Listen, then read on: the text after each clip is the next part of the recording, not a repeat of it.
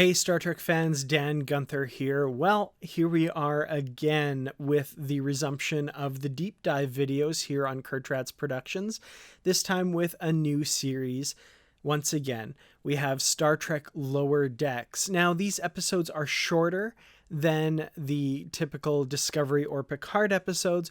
However, I think the Easter eggs and canon connections will go deeper than either of those two episodes did. So strap yourselves in. This is probably going to be a long one. We're going to talk about all the Easter eggs, canon connections, and continuity bits in the first episode of Star Trek Lower Decks, Second Contact. Second Contact was written by series creator Mike McMahon and directed by Barry J. Kelly.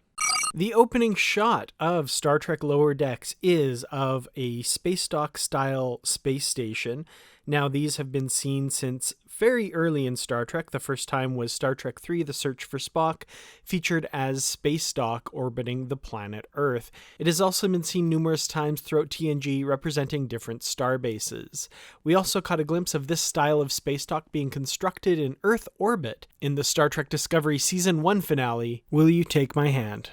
Also during this sequence, we get our first glimpse, outside of trailers, of the USS Cerritos, the main ship for the Star Trek Lower Decks series. You'll note the yellow band around the saucer section. A lot of people have been wondering why this particular detail is painted this way on this ship. We have since learned in an interview with Mike McMahon that the California-class starships are in fact color-coded in much the same way that Starfleet uniforms are. The Cerritos, having a gold-colored line, indicates that it is an engineering-based ship that would do engineering-style missions for Second Contact. For example, as in this episode, installing a subspace transmitter to enable the planet to communicate with the Federation.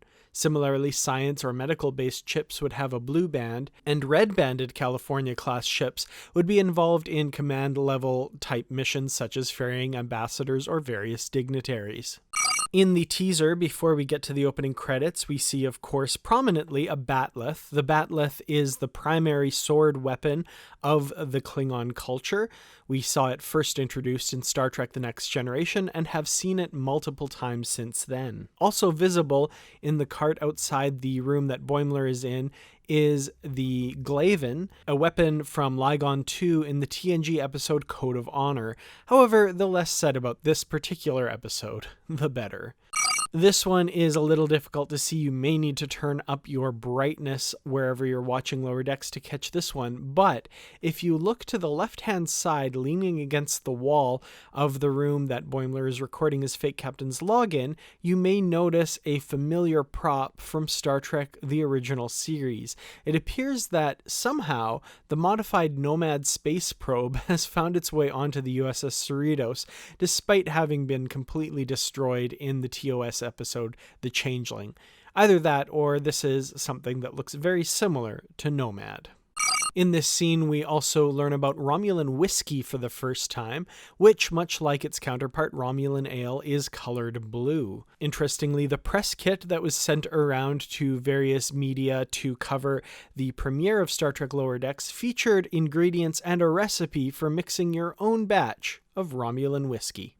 During this scene in which Mariner is drunkenly chasing Boimler with a bat'leth, we hear her yell "Worf, Worf, Worf" a few times, indicating, as does a line at the end of the episode, that she knows about the Klingon Starfleet officer.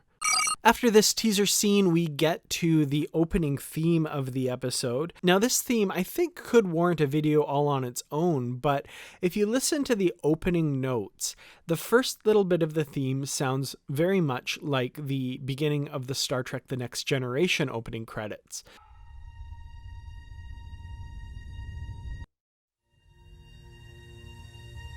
From there, we go to what sounds to me like the opening notes of the TOS theme from 1960s.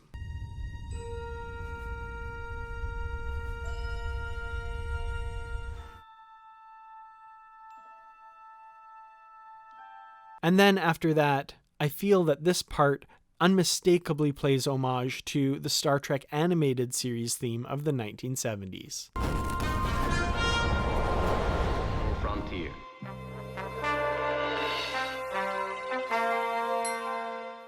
The opening credits show the USS Cerritos in a number of interstellar phenomena, which kind of reminds me of the Star Trek Voyager opening. However, the ship is much more luckless even than the Voyager, which itself was lost on the other side of the galaxy.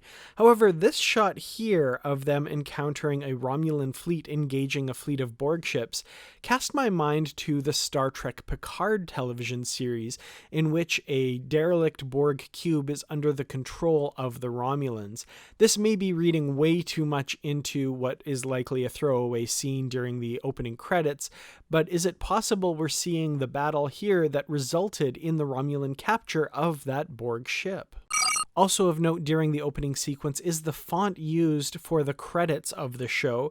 This is, of course, the same font used by Star Trek The Next Generation. Lower Decks creator Mike McMahon is very much a fan of TNG. It seems to be his favorite incarnation of Star Trek. You may, of course, be aware of his Twitter account, which speculates on a possible Season 8 of TNG and tweeting about outlandish plots dreamed up for that hypothetical 8th season, which was also the basis of a book that he wrote. After the opening credits, we get something we haven't seen in Star Trek for a while.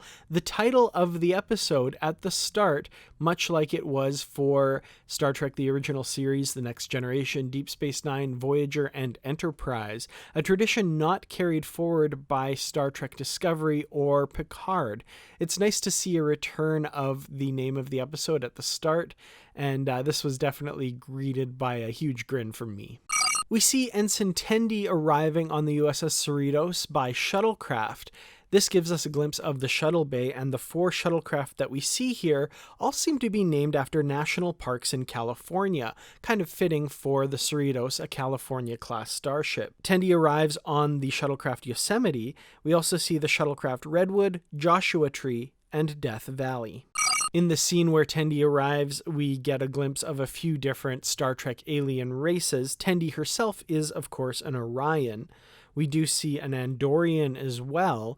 And this alien, who may be a part Klingon like B'Elanna Torres or one of the other myriad bumpy-headed races in Star Trek. We also see this ensign with a visor. This is one of 2 different crew members we will see on the Cerritos in this episode, sporting the technological augmentation similar to the one worn by Geordi LaForge in Star Trek The Next Generation, giving sight to someone who is either born blind or has become blind through some sort of accident. After Tendi arrives on the ship, we also see a Benzite arriving for the first time. Benzites were first introduced in the Star Trek The Next Generation episode Coming of Age, where we met Mordock. We later met Ensign Mendon, another Benzite, in Season 2 of TNG, and the species went unobserved up until the 5th season of Deep Space Nine, the episode The Ship, where we see yet another Benzite serving in Starfleet, this time without the usual breathing apparatus. This one seems to have the breathing apparatus restored. It's possible that different Benzites have different atmospheric needs, and perhaps the officer seen in Deep Space Nine had received some sort of surgery or something that caused her to not require the technological augmentation. Tendi meets Ensign Boimler for the first time, and Boimler is working on a malfunctioning replicator. Replicators are, of course, the technology that allows people in Star Trek to create various food items as well as other needed materials, seemingly out of thin air, actually using a similar technology to the transporter to convert matter into different forms and rematerialize it as needed. We also get to meet Ensign Rutherford. Rutherford is cybernetically enhanced. He's referred to as a cyborg, and I'm wondering if this is similar augmentation to Arium. We learn that he's a recent cyborg, so the modifications to him were made a short time ago. I'm wondering if we will get a flashback to the incident that led him to become cybernetically augmented. Boimler, Mariner, and Tendi pay a visit to the holodeck. The holodeck has the classic yellow grid that we became used to in Star Trek The Next Generation. Holodecks have had various different appearances on Starfleet ships since The Next Generation, and this marks a return to that classic look all the way back from the first season. Boimler mentions Cetacean Ops. Cetacean Ops is mentioned in the technical blueprints for the Enterprise D for Star Trek The Next Generation, an unseen lab where various sentient marine life forms aid in navigation and other duties aboard the starship. One wonders if we will eventually get to see Cetacean Ops in Star Trek Lower Decks, given its animated nature. On the holodeck, the trio visit a Hawaiian beach, and Boimler complains about the sand, saying that it gets everywhere. I really do wonder if this is a Star Wars reference. Of course, Anakin Skywalker made a similar complaint about sand in Star Wars Episode 2, Attack of the Clones, in a much maligned and now very famous scene. On the diagram that Boimler shows Tendi, we see several Argo vehicles that were first introduced in Star Trek Nemesis. These are, of course, later featured prominently in the episode as ground vehicles assisting in Starfleet's attempts to build this subspace comm array on the planet. It looks as though these vehicles do have more usefulness than hot-rodding around on an alien planet looking for android parts, so, one of my least favorite parts of Star Trek Nemesis gets a little bit of a redemption here, I suppose. In this overhead shot, we also see transport pattern enhancers. These were first introduced in Star Trek The Next Generation and look very similar here. There was a smaller version introduced on Star Trek Voyager as well, but these look to be the larger TNG models. We do also see other various aliens in the background of various scenes. There's this unknown alien that I'm not sure if they are representative of someone we've seen before. It's not one that I've been able to identify, so if you can, please let me know. We also see in the background Vulcans and a Bolian. Bolians were first introduced in the TNG episode Conspiracy and were named after director Cliff Bole. We get our first scene featuring the first officer of the USS Cerritos, Commander Ransom. That name is interesting, and I wonder if he is at all related to Captain Rudy Ransom of the USS Equinox, who lost his life with the destruction of his ship in the Voyager episode Equinox Part 2.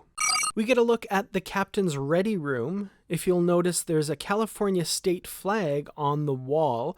Given that the Cerritos is California class, this seems fitting. The captain's knickknacks include a model of the Cerritos, a sailing vessel, a Starfleet plaque of some sort, a sword, a baseball, a sextant, and an officer's cap. We get introduced to a locale on the ship that I assume will be featured prominently in episodes to come, the ship's bar. If you'll note the various glassware used by crew members in the bar, all of the designs have previously appeared in Star Trek The Next Generation in 10 Forward. Similarly, the uniforms worn by the waiters are the same as the 10 Forward staff in TNG, with the exception of Guinan, who always kind of had her own ideas about fashion. Ensign Rutherford is on a date with Ensign Barnes, who appears to be a Trill. The Trill were first introduced in the TNG Season 4 episode The Host, although they looked very different from the Trill that we would meet later in Deep Space Nine. DS9, of course, featured a Trill main character, Jadzia Dax, and later Ezri Dax. We also get our first introduction to Dr. T'Ana, who is a Cation. Cations were first introduced in Star Trek The Animated Series, in which the communications officer, Lieutenant Maress, was a member of that species. We get a brief spacewalk scene with Ensigns Rutherford and Barnes, and the spacesuits they're wearing are similar to the ones first introduced in Star Trek First Contact, but there are a few differences. We also learn in this scene that the monkeys are part of canon Star Trek. Part of me wonders if this opens up some sort of weird space-time rift, given that the character of Chekhov was partially based, looks-wise, on the monkeys Davy Jones.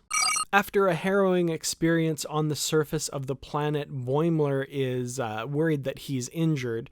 I like this line from Mariner, who says, "Don't worry, the dock will wave a light over it," referring to the often seen Star Trek technology of tissue regeneration just by waving a medical doodad over the wound and it kind of, by our standards anyway, magically being repaired. Another one to add to the list of alien races seen in the background, if you look in the deep background of this scene in the transporter room, this crew member here pushing a crate would appear to be a Napian.